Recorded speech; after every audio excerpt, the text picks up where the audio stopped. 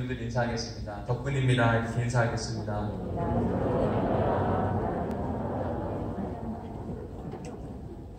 원래 오늘 교회학교 예배를 재개해야만 했지만 이태원 관련해서 확진자가 등장하고 또 부산에도 2차 감염자가 생기기 시작하면서 더 이상 확산은 없을 것 같지만 혹연하는 마음 가운데 한 주간을 더 미루게 됐습니다.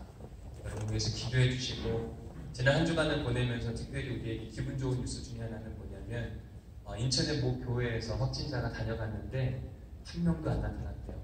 그러면서 뉴스에서 방역을 너무 잘했다고 이야기를 하는데, 뉴스가 칭찬해 주니까 왜 이렇게 행복한지 모르겠어요. 그렇죠? 맨날 교회가 문제라고 했는데 잘한 일도 있다 그러니까 우리가 훨씬 잘하는 일들이 많은데 드러나지 않을 뿐이거든요. 우리도 이번 일들을 통해서 교회가 세상에 빛이 될 수 있기를 주님의 이름으로 간절히 축원합니다. 저는 지난주 사부 예배를 드리면서 우리 청년들에게 설문조사를 하게 됐습니다. 어떤 설문조사를 하게 됐는가? 설문조사의 구체적인 질문은 다음과 같습니다. 첫 번째 질문, 5월은 가정의 달인데 우리 가정의 행복지수는 어떠한가? 다 사람마다 행복이라고 하는 기준과 원칙이 다르긴 하겠지만 1부터 100까지 해서 당신 가정의 행복 점수를 한번 매겨보십시오. 이렇게 이야기를 했습니다. 두 번째 질문은 여러분들이 제일 궁금하고 또 염려스러울 수도 있긴 한데, 나는 우리 엄마 아빠를 존경한다. 존경지수 몇 점이나 받으실까요? 몇 점 받았으면 좋겠어요? 몇 점? 60점이요? 70, 100점. 그렇죠? 그러나 현실은 다를 수가 있다는 거예요. 그죠? 세 번째 질문, 나는 우리 가정에서 존중받고 있다고 생각한다. 이건 자존감 지수예요. 자기가 얼마만큼 존중감을 받고 있는지 그 이야기를 물어봤고, 네 번째 질문은 우리 가족의 하루 평균 대화 시간은 얼마만큼 되는가. 그리고 아울러서 다섯 번째 질문, 우리 가족은 대화가 잘 통하는 편이다. 소통 지수에 대한 질문을 했습니다. 여섯 번째 질문, 나는 우리 부모님의 첫 번째 가장 우선되는 기도 제목을 안다. A5 용지를 나눠주고 한번 점수랑 모든 걸 다 써보라고 이야기를 했습니다. 어떤 결과가 나타났는가? 설문조사 결과를 보니까 그래도 희망적입니다.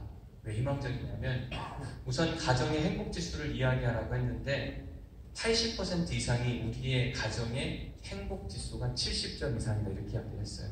어떤 데는 90점, 어떤 데는 100점도 주기를 했지만 너무 감사하더라고요.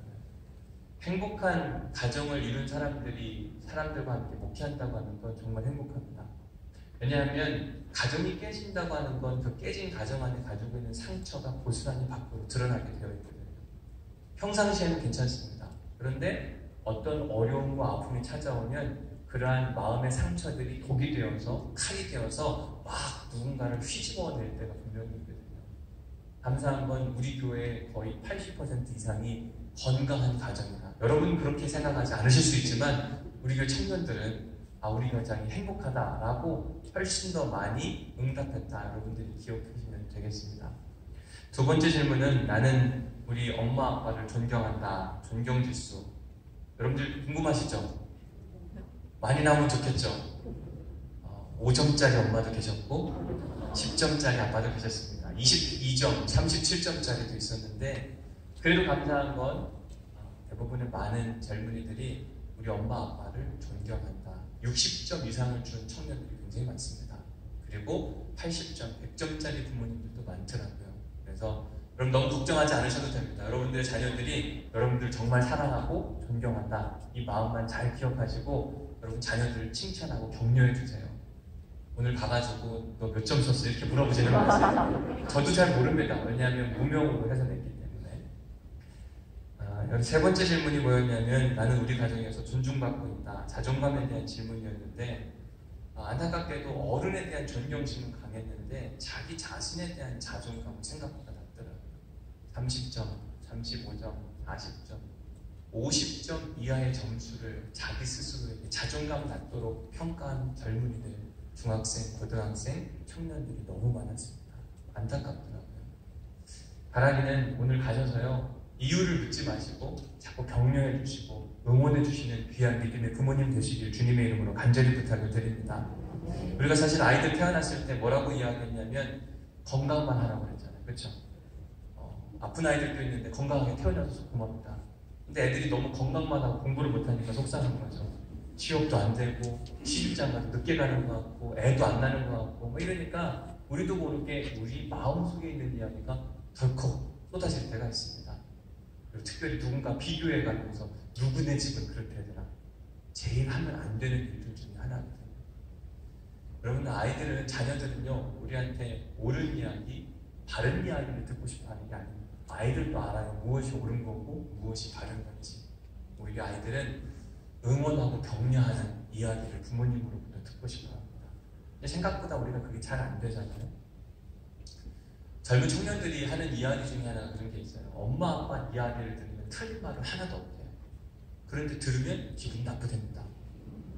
특별히 엄마가 하는 이야기는 정말 구구절절 다 맞는데 세상에서 엄마 이야기 듣고 나면 제일 기분이 나쁘대요. 왜 그런가? 어떤 때 보면 우리가 아이들에게 하고 싶은 이야기를 그냥 막 해요. 생각하거나 고민하거나 배려해서 하는 이야기가 아니라 내가 생각하고 있는 감정을 아이들이 약자라고 생각해서 그런지 마구 쏟아낸다고 이야기를 하는 거예요. 그 말에 상처를 받고 마음을 다루니까 대화가 안 되는 일들도 많이 발생하는 걸 보게 됩니다. 말이라고 하는 건 힘이 있거든요. 근데 그 말에 지혜를 담으면 그 말은 어마어마한 파급적 효과가 있습니다.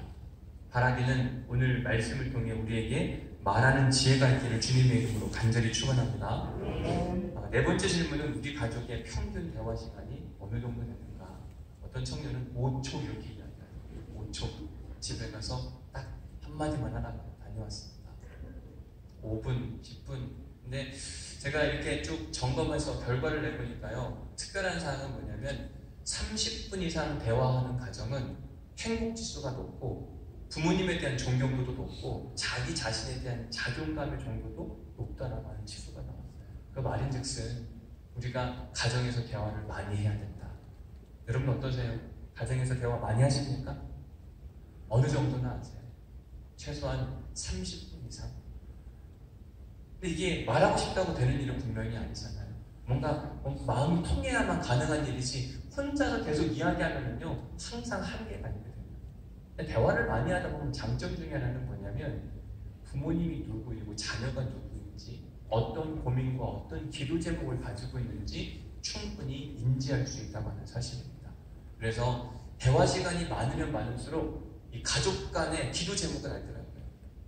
그래서 제가 질문했던 마지막 6번째가 뭐냐면 당신은 부모님의 제1순위 기도 제목이 뭔지 아십니까? 물었더니 대화 시간이 많은 사람들 대부분의 청년들이 나는 알고 있다 라고 이야기를 합니다. 그러면서 그러면 그 기도 제목이 무엇인지 이야기해 보십시오 라고 이야기했더니 뭐라고 이야기했냐면 우리 부모님은 나를 자녀들을 위해서 첫 번째로 기도할 것 같다 라고 청년들이 답을 했습니다. 여러분 맞습니까? 청년들을 위해서 여러분 자녀들을 위해서 가장 먼저 기도하십니까? 왜냐하면 우리가 그 자녀들을 사랑하기 때문에. 저도 부모이기 때문에 자녀들을 사랑하는 마음 가운데 자녀들을 위해 끊임없이 기도할 수밖에 없습니다. 잘 됐으면 좋겠어요. 근데 자녀들은 누구나 할 것 없이 부모 마음대로 잘 안 됩니다. 부모가 원하는 게 있는데 반대로 하지 말아야 되는 건 신기하게 너무너무 잘해요. 그것 때문에 생기는 갈등과 어려움들이 생각보다 많다고 하는 사실입니다. 다른 길을 갔으면 좋겠다 이런 마음 가운데 아이들을 다그치기도 하고 혼내보기도 하고 때려보기도 하고 어느 때는 이것도 저것도 안 되니까 좋은 말로 타이르는데 좋은 말로 하면 더 안 듣습니다. 그죠? 근데 이게 뭐 어떻게 해야 될지를 모르겠는 거죠. 제가 지난주에 성 어거스틴에 대한 이야기를 읽다가 그 문제에 대한 해법에 대한 한 방법을 깨닫게 됐습니다. 어거스틴이라고 하는 사람은 AD 386년 기독교 역사에서 빼놓을 수 없는 기독교 신학자 중에 한 사람인데 그는 32년의 긴 세월 동안 방황을 하다가 AD 386년에 기독교 신학으로 회귀하는 특별한 일이 있었습니다. 그는 그의 나이 17살 나이에 자기 고향이었던 타가스테라고 하는 그 고향을 떠나서 엄마의 테두리를 벗어난 거예요. 맨날 어머니 모니카가 이런 잔소리 저런 잔소리 하니까 떠나야 되겠다 이 마음을 가지고 자기 고향을 떠나서 마음껏 살았습니다. 하고 싶은 대로 다 했어요. 그러던 어느 날 AD 385년이었습니다. 봄에 밀란의 감독이었던 암브로시우스라고 하는 감독을 만나게 되었고, 그를 통해서 기독교가 무엇인지, 하나님, 예수 그리스도, 십자가 보고, 그리고 하나님 나라에 대한 꿈을 꾸도록 암브로시우스가 계속해서 지도해 줬어요.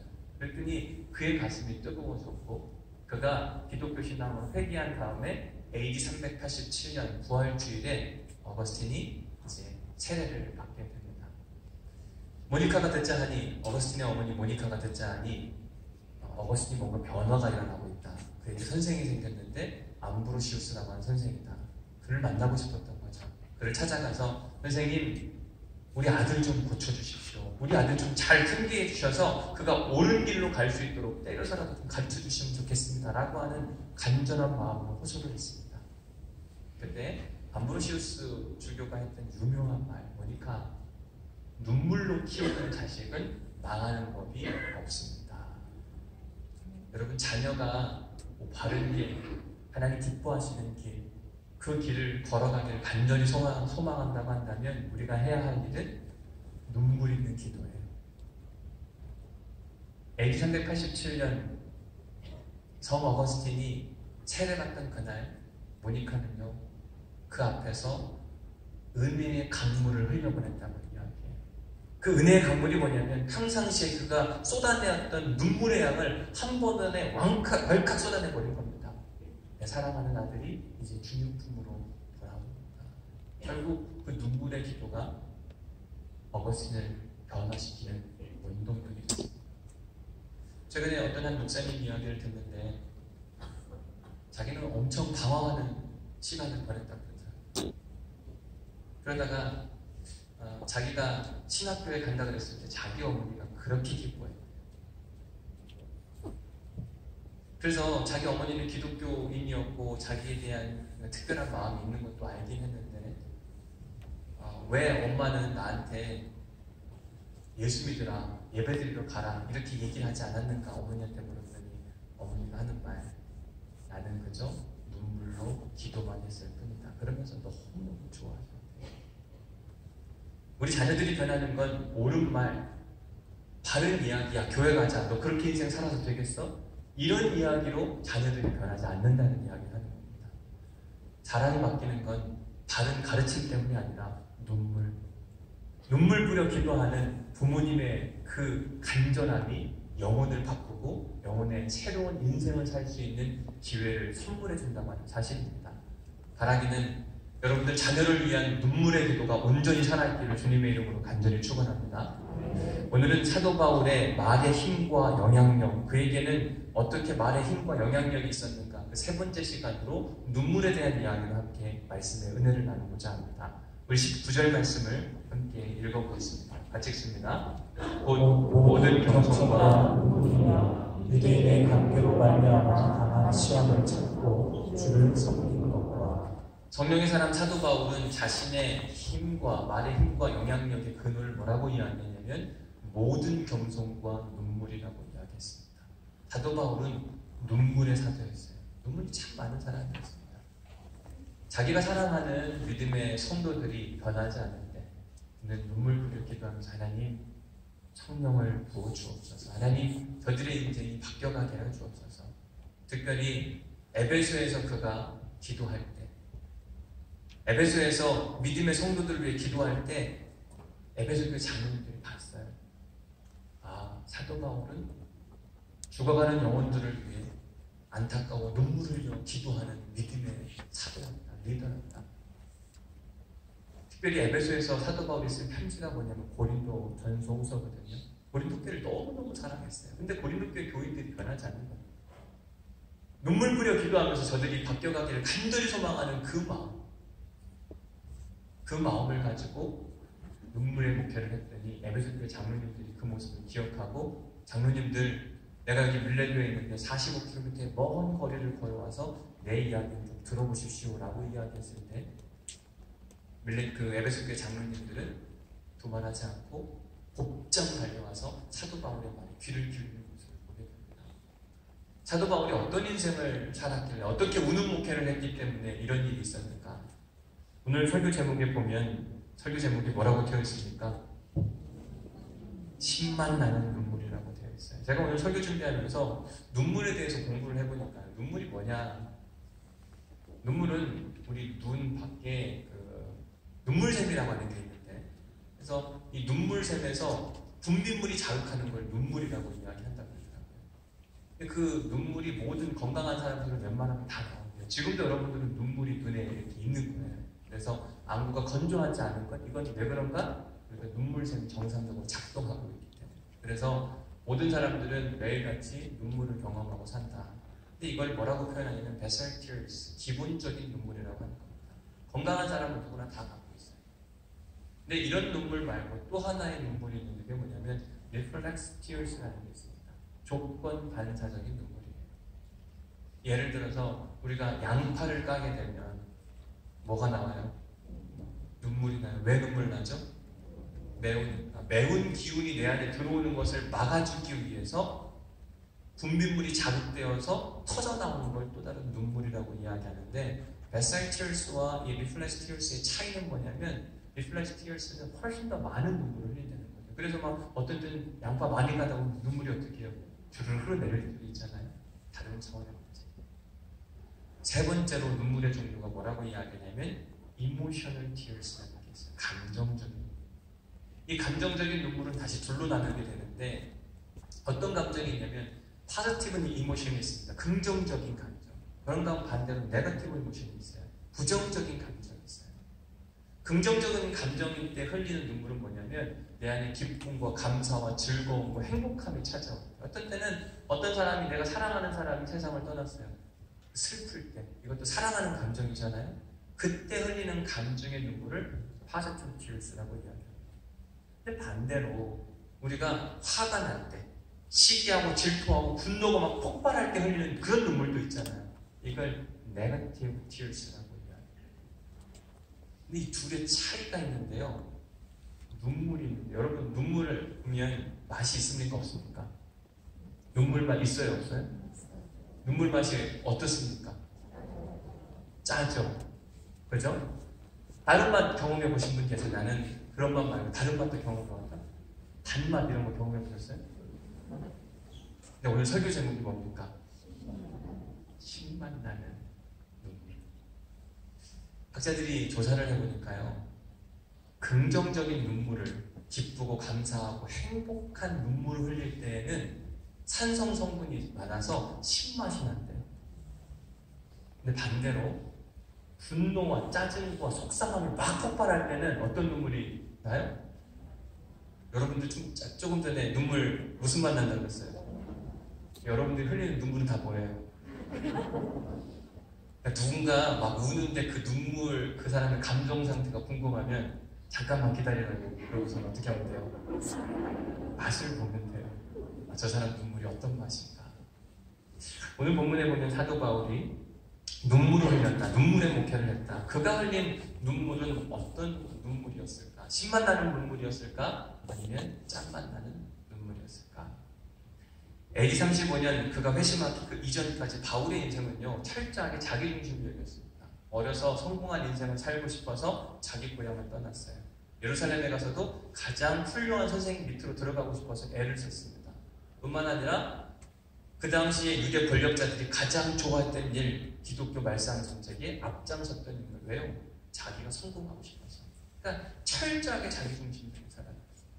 이런 사람의 특징은 뭐냐면 자기 마음대로 안 되면 화가 나고 시기하고 질투하고 분노가 폭발해서 이럴 때 흘리는 눈물은 대부분 짠맛일 가능성이 굉장히 많다고 이야기하는 거예요.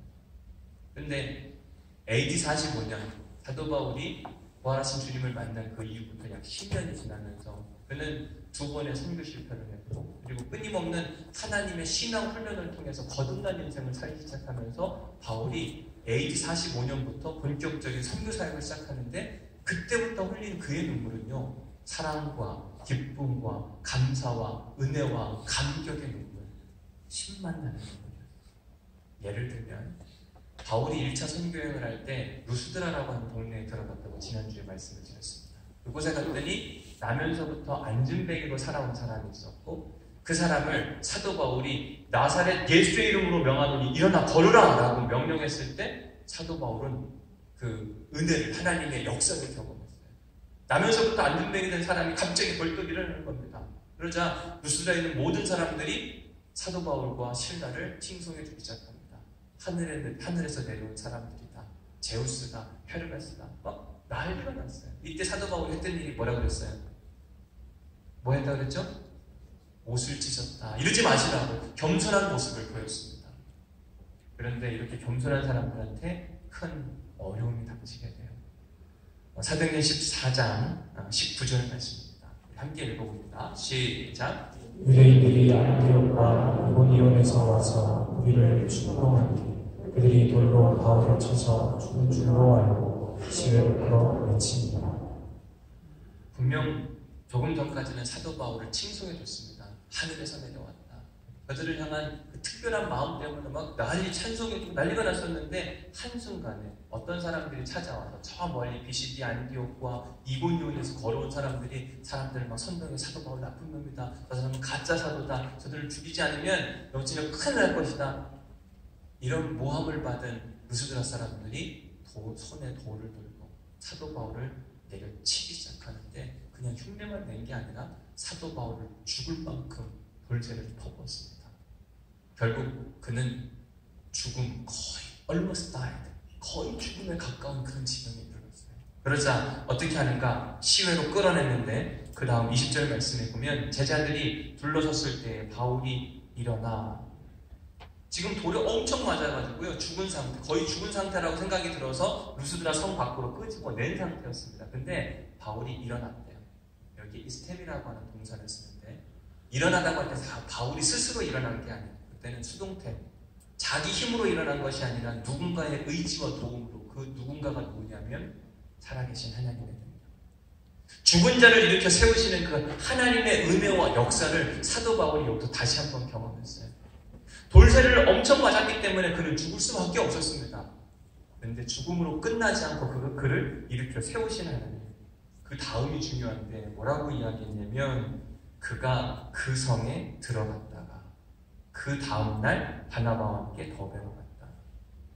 여러분 조금 전까지 루스드라에서 억울한 돌세례를 받았어요. 근데 하나님이 기껏 이렇게 세워줬더니 그가 다시 루스드라 성내로 들어갑니다. 그럼 또 어떤 일이 벌어질까요?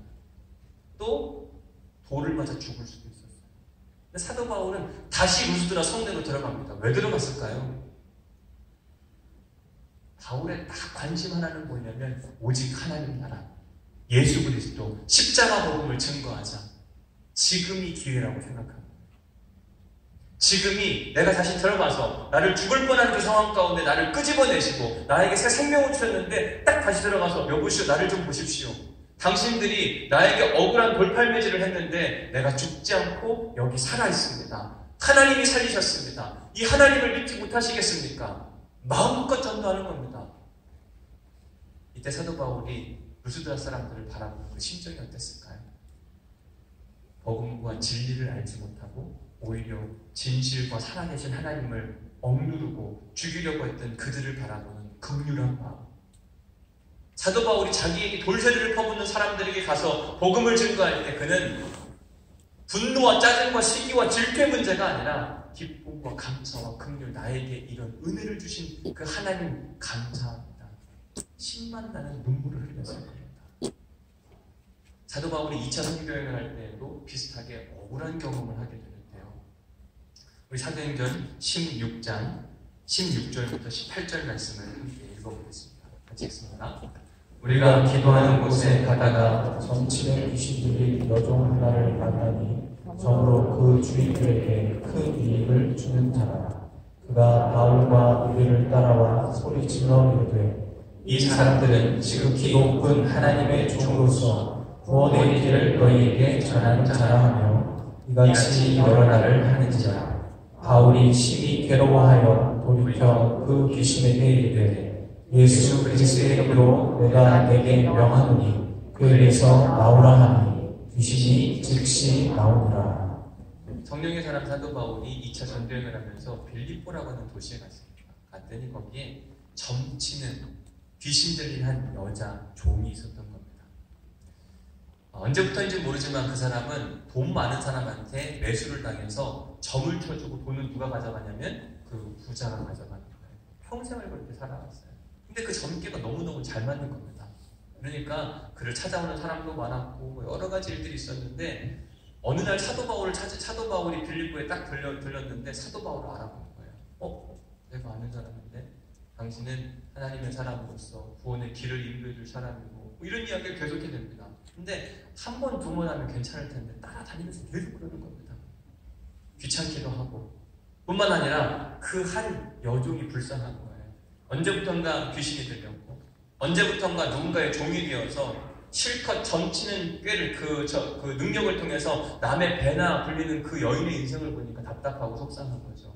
안 되겠다. 그런 마음 가운데 사도 바울이 내가 나사렛 예수의 이름으로 명하노니 그 더러운 귀신아 떠나갈지어다 라고 기도했더니 그 귀신이 떠나간 겁니다. 그 전까지는 막 약간은 정신이 혼미해서 점치는 일을 하다가 이제는 정상적인 생활을 할 수가 있게 됐어요. 얼마나 감사한 일이에요. 서로 축복해주고 응원해주고 격려해주고 이래야만 하는데 문제가 발생했습니다. 어떤 문제가 발생했는가? 19절부터 23절 말씀. 여종의 주인들은 자기 수익의 소망이 끊어진 것을 보고 그 귀신들인 여종을 종으로 삼았던 주인들이 엄청난 수익을 얻고 있었는데 갑자기 사도 바울이 기도해 줌으로 말미암아 더 이상 점을 못 치는 겁니다. 그러니까 수익이 끊어졌어요. 그러니까 바울과 실라를 붙잡아 장터로 관리들에게 끌어갔다가 상관들 앞에 데리고 가서 말하되 이 사람들이 유대인인데 우리 성을 심히 요란하게 하여 사실 요란한 게 아니라 복되게 만들어줬죠. 귀신 들린 그 여인의 인생을 바꿔줬으니까 얼마나 복 있는 일을 한 겁니까? 그런데도 모함하는 거예요. 로마 사람인 우리가 받지도 못하고 행하지도 못할 풍속을 전한다 하거늘 우리가 일제히 일어나 고발하니 상관들이 옷을 찢어 벗기고 매로 치라하여 많이 친 후에 옥에 가두고 간수에게 명하여 든든히 지키게 하나니. 여러분 성령의 사람 사도 바울이 지금 성령의 역사를 경험하고 한 사람의 인생을 완전히 바꿔주게 했는데 오히려 그에게 돌아왔던 건 뭐냐면 억울한 감옥살이였어요. 여러분들은 억울한 감옥살이를 하게 되면 얼마나 속상하고 답답하실까요? 화성 연쇄 살인 사건 때문에 20년을 억울하게 복역했던 사람 생각해보세요. 남 이야기면 뭐 그런가 보다 그럴 수 있겠지만 그게 여러분들의 이야기라면 여러분들이 만약에 억울한 일을 경험해서 20년 동안 감옥에 있으라 그러면 여러분들 어떤 기도가 나오시겠습니까? 하나님 고맙습니다. 하나님 감사합니다. 이런 고백 나올까요? 안 나올걸요. 우리가 조금만 서운해도 누군가한테 막 말하고 싶고 따지고 싶고 그게 어쩌면 우리 인간의 본성입니다.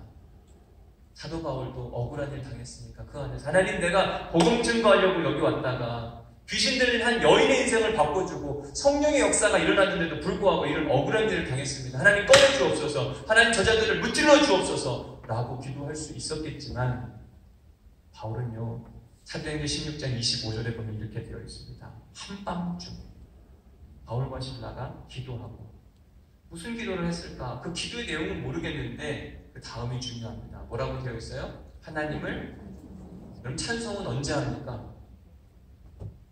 여러분 찬송 언제 해요? 감사할 때 아니면 너무 힘들고 어려울 때 근데 그 찬송의 내용 거의 다 우는 내용 아니에요. 그죠? 찬송한다. 사도 바울이 이때 했던 이 간절한 기도와 찬송이 뭐였을까? 사도 바울은 그 감옥 안에 갇혀 있으면서도 하나님을 원망해보다 하나님의 일하심을 기대하고 꿈꿨던 사람. 우리는 억울한 일을 당하면 왜 억울한 일을 당했는가?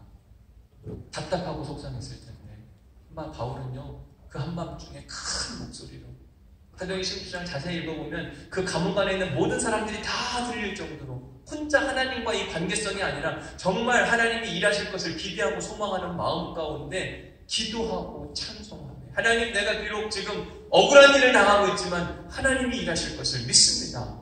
하나님 역사하시고 그 일하실 것을 우리에게 보여주실 것을 믿습니다. 온전히 하나님께 기도하고 찬송했던 모습을 기억하게 됩니다. 여러분들은 어떠세요? 힘들고 어렵고 억울한 일을 당하면 기도하고 찬송하고 하나님 일하실 것을 믿고 인정하는가? 바울은 그 안에서 비통의 눈물을 흘리기보다 오히려 파지티비티였어요. 긍정적인 기쁨과 감사와 기대와 은혜, 주 주가 일하시네 주가 일하시네 주께 아끼지 않는 자에게 주가 일하시네 주가 일하시네 신뢰하며 걷는 자에게. 바울에겐 그런 믿음이 있었다니까요. 우리 찬송가 중에도 그런 찬송가 있잖아요. 믿음이 이기네 믿음이 이기네 주 예수를 믿음이 온 세상이 이기네. 바울에게는 이런 믿음이 있었다니까요. 비록 내가 어두운 가운데 한치 앞도 보이지 않는 인생의 길을 걸어가지만 여전히 일하시고 믿음이 세상을 이기게 하실 그 은혜를 기도하고 찬송하며 그랬더니 하나님이 어떤 역사를 벌이십니까? 옥문이 열립니다.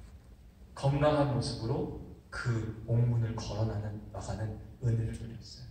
그때 역시 사도 바울은 짜증나고 화가 나고 시기하고 질투하고 억울함 때문에 흘리는 눈물이 아니라 심만 나는 눈물.